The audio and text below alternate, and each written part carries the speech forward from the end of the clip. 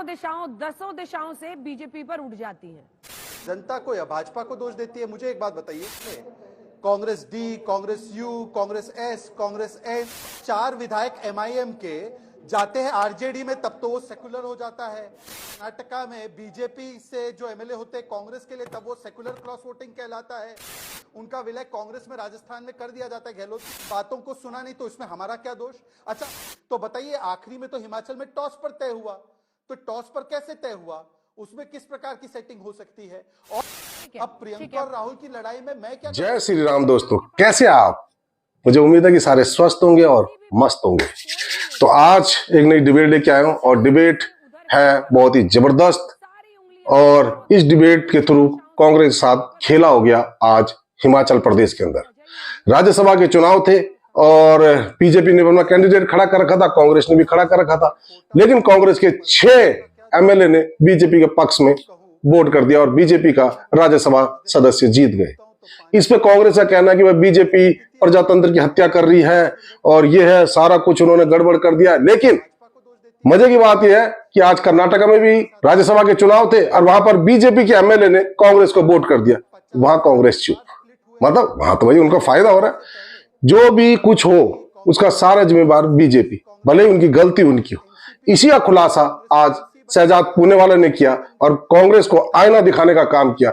तो चलो देखते हैं इस डिबेट को, शहजाद पूनेवाला ने किस तरीके से इनकी पोल पट्टी खोली। शहजाद जी, सबसे पहले आपके पास आते हुए देखिए, किसी भी पार्टी का कोई भी नेता अगर इधर से उधर हिलता है तो सारी उंगलियां चारों दिशाओं, दसों दिशाओं से बीजेपी पर उठ जाती हैं।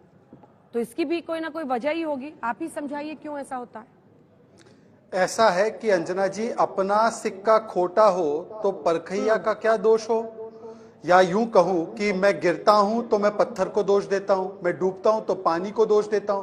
कांग्रेस की स्थिति अजीब है। कांग्रेस के साथ कोई दुर्घटना होती है तो वो किस्मत को, जनता को या भाजपा को दोष देती है। मुझे एक बात बताइए, आज सुधांशु जी आपके साथ नहीं है, परंतु सुधांशु जी की भूमिका में आते हुए कांग्रेस पार्टी में 50 से अधिक बार स्प्लिट हुए हैं। 2014 से पहले Congress D, Congress U, Congress S, Congress N, Congress NCP बन गई, कांग्रेस टीएमसी बन गई, वाईएसआर कांग्रेस बन गई। तो मुझे बताइए कि इसमें कांग्रेस में जब स्प्लिट हुआ तब तो ये सत्ता में थी, तब भाजपा का क्या रोल था?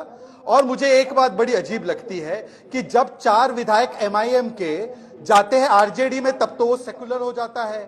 जब वो वोट करते हैं कर्नाटका में बीजेपी से जो एमएलए होते हैं कांग्रेस के लिए, तब वो सेकुलर क्रॉस वोटिंग कहलाता है।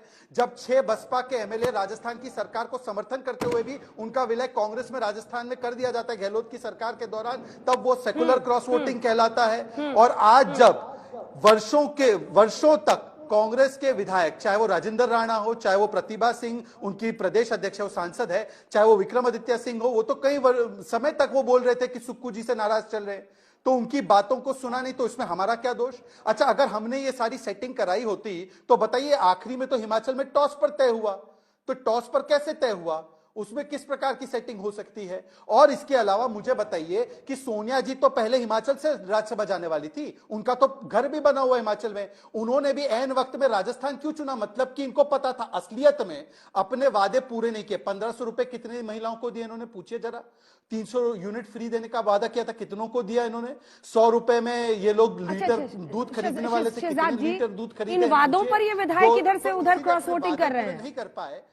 शहजाद जी, ये भी एक अनूठा आपने बात कह दी, अनूठी बात है। मतलब ये वादे पूरे नहीं हुए इसलिए क्रॉस वोटिंग कर दी राज्यसभा के हर्ष महाजन को जिताने के लिए।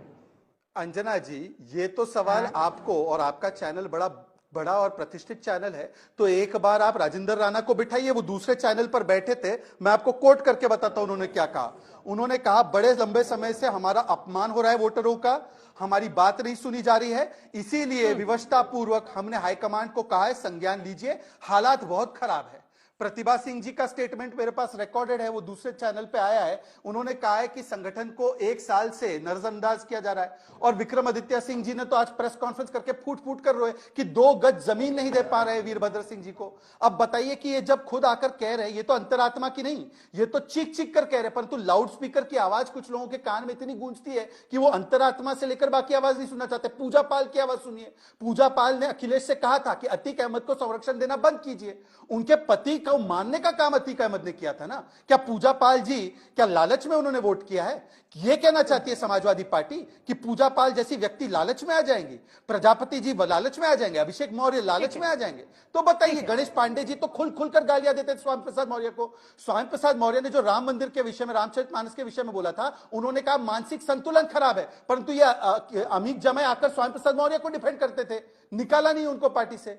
तो भाई हमें काहे दोष देते हैं? वादे पूरे नहीं करेंगे। और सोनिया मैडम कैसे राजस्थान चली गई बताइए? ऐन वक्त में सोनिया मैडम ने अभिषेक सिंघवी को फंसा दिया, उसमें हमारा क्या दोष? और एक लास्ट वाक्य कह दूं, देखिए ऐसा है कि यही समय है, सही समय है। हो सकता है बहन को लगा कि भाई का जो ग्राफ है इधर उधर जा रहा है, तो भाई को सही मौके पर सबक सिखा दिया। सुक्खू जी राहुल जी के कैंडिडेट है और सबको पता है कि प्रियंका जी सुक्खू जी को प्रेफर नहीं करती है। अब प्रियंका और राहुल की लड़ाई में मैं क्या कर सकता हूं भाई?